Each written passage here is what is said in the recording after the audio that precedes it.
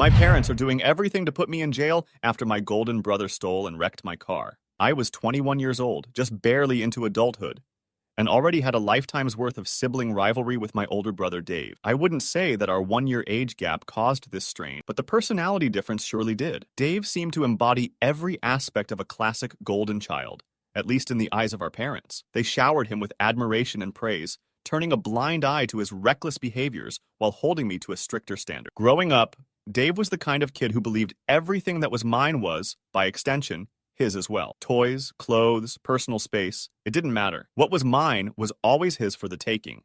And if I tried to protest, he'd just use his fists or his words to remind me that he had the upper hand. I endured this mistreatment for years, but as soon as I turned 18, I knew I had to leave. The environment at home was suffocating, and it was clear that Dave's influence wouldn't lessen anytime soon. Thankfully, I had an ally, my uncle. My uncle, a retired police officer, had always been something of a father figure. He'd seen the tension between Dave and me, and he understood my need for independence. So, when I decided to leave, he opened his home to me without hesitation. Moving in with him was like a breath of fresh air. He provided a stable, peaceful environment where I could finally feel respected and appreciated. Shortly after I moved in, my uncle did something that was equal parts practical and sentimental. He offered me a decommissioned Crown Victoria, a classic model he'd managed to get hold of after it had served its time in his police department. The Crown Vic was old but solid, a testament to years of faithful service, and I instantly loved it. There was something about that car.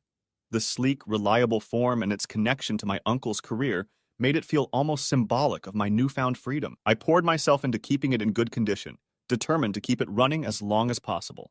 For reasons I could never quite fathom, Dave despised that car from the moment he saw it. Maybe he hated it because I had something that wasn't his, or perhaps he was simply envious of the sturdy, reliable machine that outlasted each of the beaters he drove. Over the years, he went through 3 such cars. All of them were clunkers he picked up secondhand, and each one met an untimely end under his care. The first one, if memory serves, fell apart at the seams after a series of ignored repairs. The second lost its life on a rough road during one of Dave's late-night escapades.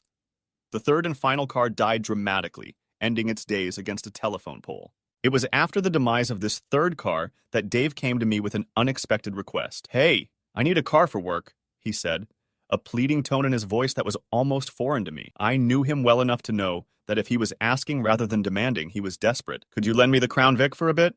I felt a pang of sympathy for him, but it was overwhelmed by a much stronger feeling, a sinking sense of dread. I'd seen Dave drive, and I knew he treated other people's property with even less respect than he showed his own. The Crown Vic meant too much to me to entrust to his reckless hands. So, after a moment's pause, I looked him straight in the eyes and said, "No, I can't do that." Predictably, he didn't take the refusal well. He accused me of being entitled, throwing out words like selfish and spoiled with a venom that could have only come from years of resentment. "I'm the one who needs it for work," he spat, as though his needs outweighed mine just because he said so. I stood my ground, explaining calmly that the Crown Vic was my transportation, and I relied on it just as much as he would. If he needed to get to work, there were buses, taxis, or rideshare options that could get him there. He threw up his hands in exasperation and stormed off, and within an hour, our parents were on the phone with me. Our parents, true to form, took Dave's side almost instantly. They didn't ask me why I refused him. They simply demanded that I do the right thing and lend him my car. They argued that he needed it for his job and that family should help family, completely ignoring that I had work responsibilities too. In their eyes, Dave's needs always seemed more important than mine, and they expected me to fall in line without complaint. I held firm, though, calmly repeating my refusal. The Crown Vic was mine. I needed it, and I wasn't about to risk it in Dave's hands. After the call, my uncle, who had been quietly listening, came over and gave me a congratulatory slap on the back. "Good job standing up for yourself," he said with a smile. He was proud that I hadn't let them guilt-trip me into submission, and that little bit of encouragement meant a lot. With his support, I felt more confident in my decision, even though I knew it would make things even more strained between me and my family.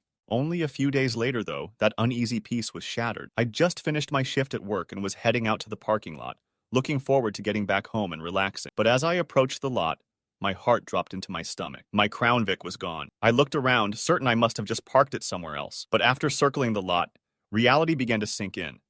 Someone had taken it. Immediately, my mind went to Dave. I pulled out my phone and called his number, but of course he didn't pick up. Frustrated and desperate, I called our parents next, hoping they'd be able to tell me something. They both denied knowing anything at first, but when I mentioned calling the police, There was a long pause on the other end of the line. My father cleared his throat, a note of reluctant guilt in his voice. Well, it seems Dave might have borrowed it. I was furious. Borrowed it, I repeated, incredulous. He stole it! Tell him to bring it back now, or I swear I will call the police. My parents stammered, accusing me of being dramatic and unreasonable. But I didn't care. They eventually relented. And within 20 minutes, Dave showed up in my parking lot, my Crown Vic thankfully unharmed. As he stepped out of the car, I could barely contain my anger. How did you even get into it? I demanded. With an infuriating smirk, he held up a set of keys. Bought them online, he said with a shrug. Apparently, some universal keys for decommissioned police vehicles were floating around, and he'd taken the initiative to buy a set. It was a classic Dave move. Find the loophole, exploit it, and act as though he'd done nothing wrong. If you ever steal my car again, I warned him through gritted teeth, I will have you arrested. This isn't a game, Dave, he scoffed, dismissing me with a wave, and, as if to rub salt in the wound, he asked for a ride home. I laughed bitterly. You made me stand out here in the cold because you stole my car. You can walk. He muttered a few choice words under his breath and began the long walk home while I drove away, furious yet relieved to have my car back in my possession. That night, after recounting the incident to my uncle, he suggested that we install a tracking device in the car. Better safe than sorry, he said with a grim nod. The idea was immediately appealing.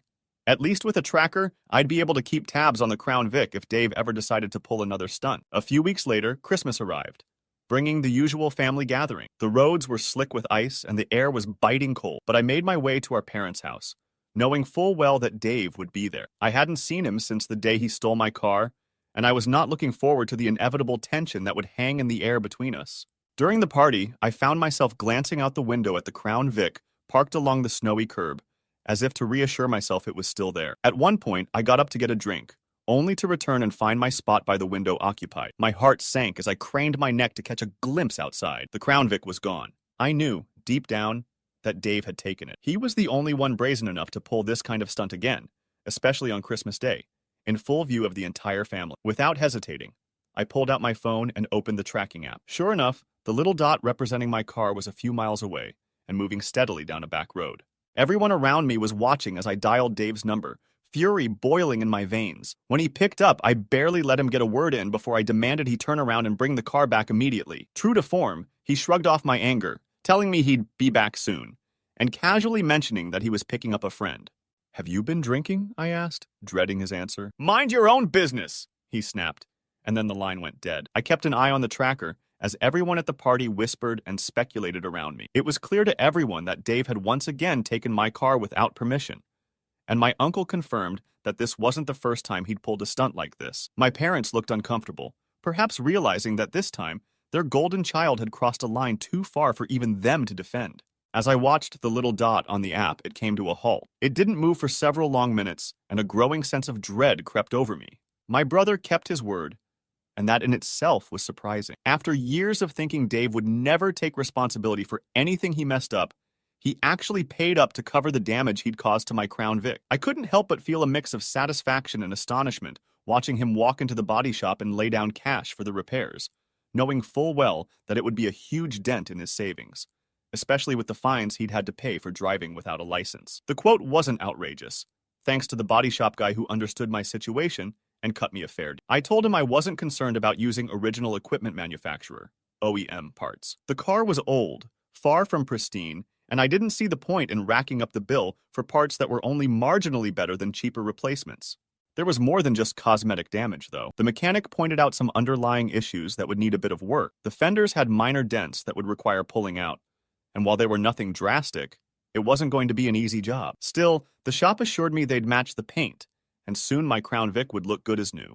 Dave handed over the money with a strange mix of resignation and relief, as if he was both dreading the cost and eager to settle this part of the debacle. I could tell the sum hurt his savings, and without his license, he wouldn't even be able to replace his own car anytime soon. My parents had driven him to the shop, which felt almost like a bizarre field trip for family accountability. As soon as Dave walked out the door, though, they stayed behind, arms crossed, expressions severe as they turned their attention on me. As usual, they chose to make this about my so-called cruelty rather than the choices that had led us all. They admonished me for forcing Dave to pay for the damage, as if he wasn't the one who'd stolen my car, driven drunk, and crashed it. I could feel the tide of frustration rising within me, years worth of pent-up resentment bubbling up, and finally, Something inside me snapped. I didn't hold back. I let everything out. Things I'd held back since I was a kid. I told them exactly how I felt about their endless favoritism.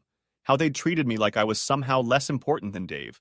How they had encouraged his entitlement until he thought he could get away with anything. I reminded them how they'd tried to lie to me when he'd first stolen my car. How they'd only admitted the truth after I threatened to involve the police. And how they'd gone so far as to try to pin the crash on me to protect Dave. Every unfair, unjust moment that I'd endured over the years came spilling out, and with each word, I felt a weight lifting off as though I was finally freeing myself from the years of bitterness I'd buried deep. By the time I'd finished, I was nearly out of breath, my voice echoing in the stunned silence of the shop. My mother's face was streaked with tears, her shoulders shaking as she tried to hold herself together. My father, though, looked ready to explode, his face bright red.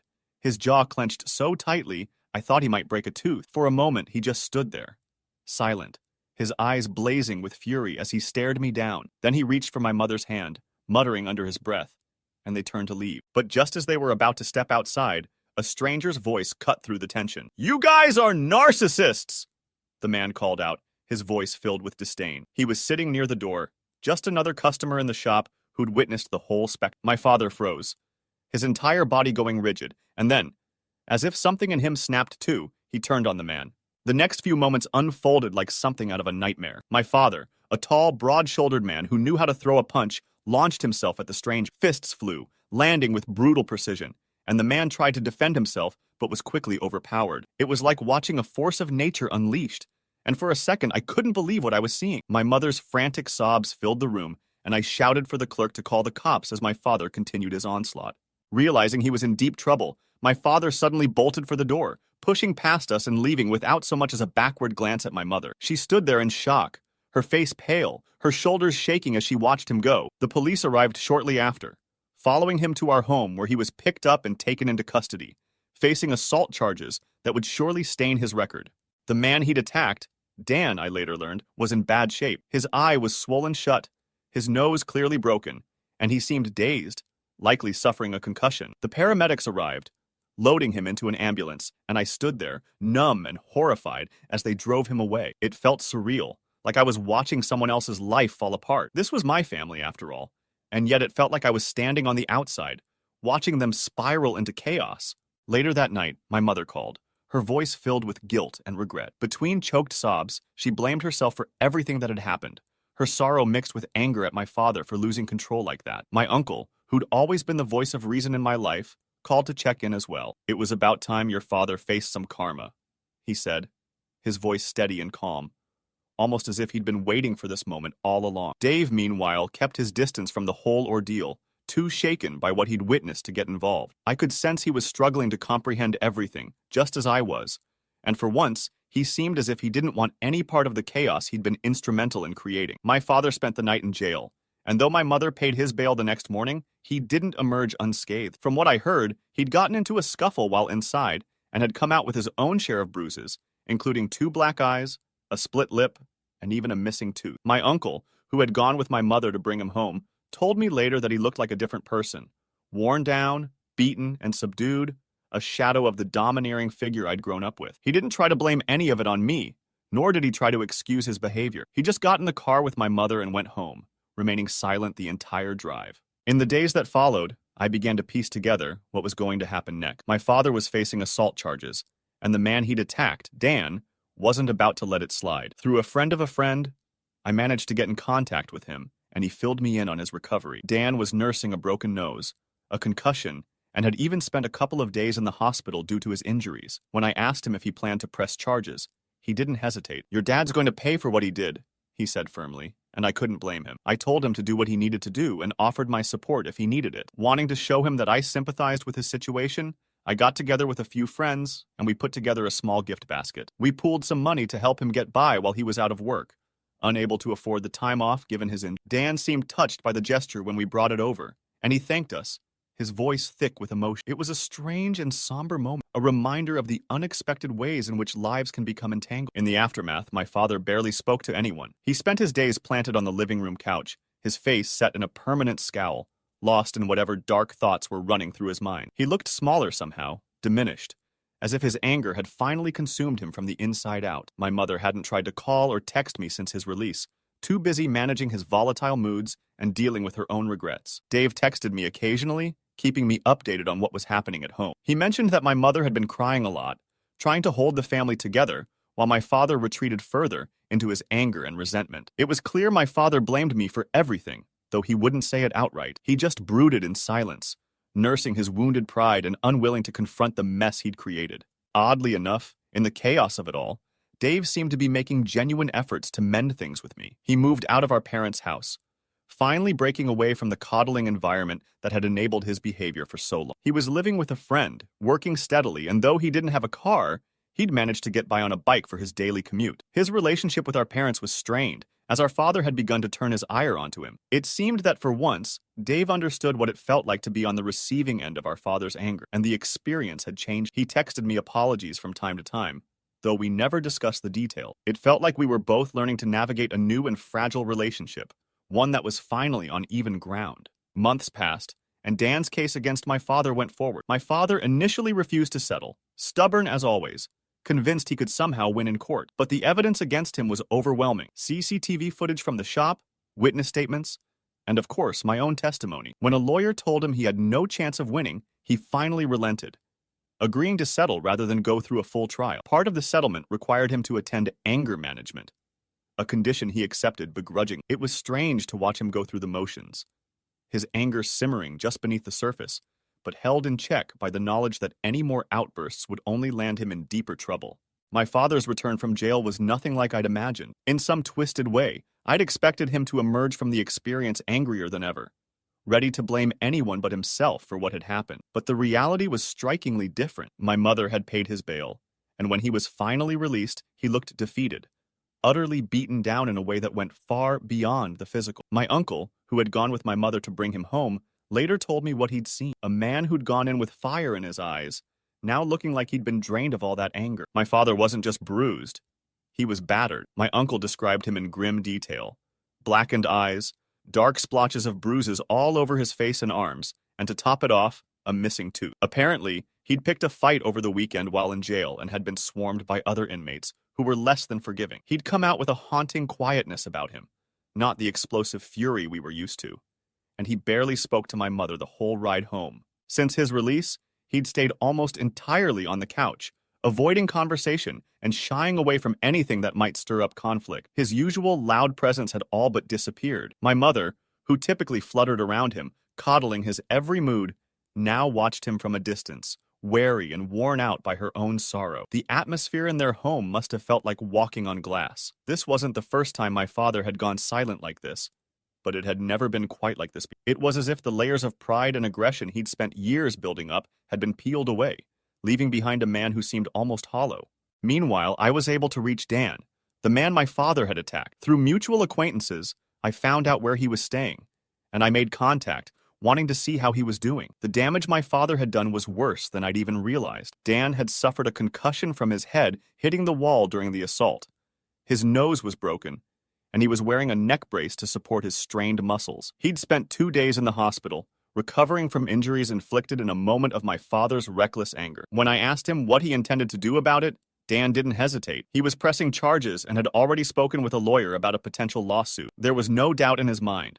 He was going to make sure my father paid for what he'd done. I told him I understood, and that he should do whatever he felt was necessary. Beyond that, I didn't pry into his legal plans, but I felt a pang of sympathy for him. Dan was simply an innocent bystander, a stranger in the wrong place at the wrong time who had become a victim of my father's outburst. My friends and I decided to do something small to show Dan that not everyone in my family was like my father. We pooled some money together, and each of us contributed a little bit to a gift basket with essentials and a few treats. It was a modest gesture, but it was the least we could do to help him through his recovery. My uncle even pitched in, despite having no direct involvement in any of this. When we presented the basket to Dan, he was visibly moved, his gratitude evident in his weary smile. It felt like a small step toward making amends, even if it couldn't erase what had happened. As for my mother, I hadn't heard a word from her since my father's release. I had a feeling she was dealing with her own turmoil, torn between the man she'd chosen to support and the consequences of his behavior. My brother, though, kept me updated through the occasional text. He told me that our mother had been crying a lot, struggling to reconcile her protective instincts with the reality of what my father had done. As for my father, he remained in near total silence, barely moving from the couch and retreating into a world of his own. My brother described him as looking lost, and I could only imagine the storm of thoughts he must have been grappling with as he sat there, mired in regret and anger. The last time my father had gone silent like this, he'd isolated himself from the family for a week, but this time, the weight of what had happened felt heavy. This wasn't just an argument or a bruised ego. This was something that had real consequences, something that couldn't be easily dismissed or ignored. It was a wound that went deeper than pride, and for once, it seemed like my father might have to face the truth about himself and the choices he'd made. Months passed, and life continued, albeit with a lot of adjustments. The events of that turbulent winter had left deep scars on all of us, some of which were only now starting to fade. I'd be lying if I said things had smoothed over easily. But time has a way of dulling the sharp edges. And slowly, each of us tried to put together the pieces of our fractured family in our own ways.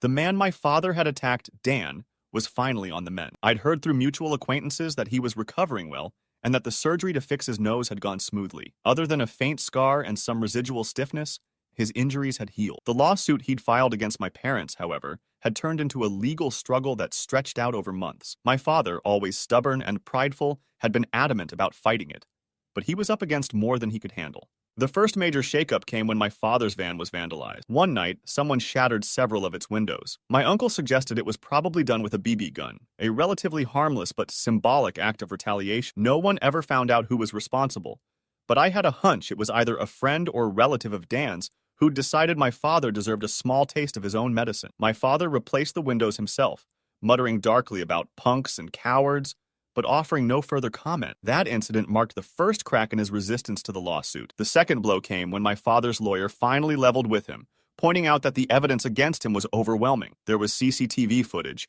a room full of witnesses, and, of course, my own account. "You're not going to win this," the lawyer reportedly told him. "Any judge with a functioning conscience is going to side against." That wasn't easy for my father to hear, and he spent days brooding, convinced there had to be a way to come out on top. The last straw was my mother. For years, she'd endured his anger and pride, but even she had limits. One night, after yet another argument about the lawsuit and the costs that were piling up, she finally broke down. She threatened to leave him, tired of the cycle of hostility and bad decisions that was tearing our family apart. Faced with the reality that his wife was prepared to walk away, my father relented. He agreed to settle with Dan through mediation before the lawsuit could go to court. It wasn't cheap. My mother refused to disclose the exact figure, but from what I could gather, it was enough to put a significant dent in their finances. Part of the settlement agreement required my father to attend anger management classes, a condition he begrudgingly accepted. I saw him only a few times after that, and each encounter felt like standing across from a stranger. He was quieter, subdued in a way I'd never seen, as if the events of those months had worn down his once unshakable confidence. He still couldn't look me in the eye without a flash of resentment crossing his face, but he seemed to understand on some level that there was no one left to blame but himself. His pride, his temper, and his refusal to acknowledge his own flaws had left him in a place he couldn't justify, not even to himself. One noticeable change was his drinking. He'd cut back, perhaps realizing it was one more expense that would strain the already tense household. My mother, drained and weary, was holding things together as best she could, managing finances, supporting him through his court-mandated anger management, and doing her best to shield herself from his lingering bitterness. Even with all the therapy and forced reflection, it was clear he still harbored anger toward, an anger he could no longer rationalize or voice. Instead, he just sat, simmering in silence, his once loud presence reduced to a cold, brooding quiet. My brother, surprisingly, was the one who seemed most transformed by the entire ordeal. He'd been working hard to rebuild our relationship, and though it hadn't been easy, we were finding common ground. He'd moved out of our parents' house, making a fresh start by renting a place with a friend. Without his own car, he'd resorted to biking everywhere, a reality check that seemed to keep him grounded. He'd finally gotten his license back, though he couldn't afford a car yet, and he seemed determined to take responsibility for himself. His relationship with our parents had become strained, especially with our father's tendency to deflect his frustration onto Dave now that I was out of reach. My brother and I had a few candid conversations in the months that followed, a kind of raw honesty we'd never shared before. He admitted he'd realized just how toxic things had been, and he finally saw our father's favoritism and anger for what they were. He'd been taking accountability in a way I hadn't expected, apologizing for his behavior and acknowledging how deeply it had affected. Though the road to mending things between us was long, I felt that he was making genuine efforts, and I respected him for it. Over time, My father's once robust business began to recover. He was still employed, and his clients had eventually returned, though it took a while. The lawsuit, the fines, and the repairs to the van had drained their savings, forcing him to reevaluate his spending, including his drinking. My mother confided in me once that he was also planning to get dentures to replace the teeth he'd lost after jail. At first, it had been just one missing tooth, but his other upper teeth were already in bad shape, and a dentist had recommended pulling several more. Now he was missing a few teeth on one side of his mouth, a permanent reminder of the consequences he'd brought upon himself. There was some discussion on my uncle's role in all of this. Some people, both friends and strangers alike, had chastised him for helping Dave avoid a DUI charge when this all began, arguing that enabling such behavior had only fueled our family's dysfunction. My uncle took the criticism to heart, reading through people's comments and reflecting on the part he'd played. After a few months, he sat down with me and said he'd come to a decision. He would never again use his connections to shield anyone from legal consequences, no matter who they were. He apologized to me, acknowledging that he may have inadvertently prolonged Dave's irresponsible behavior by trying to protect him from the consequences of his actions. He'd talked to my brother about it as well, making it clear that the days of bailing out family members were over.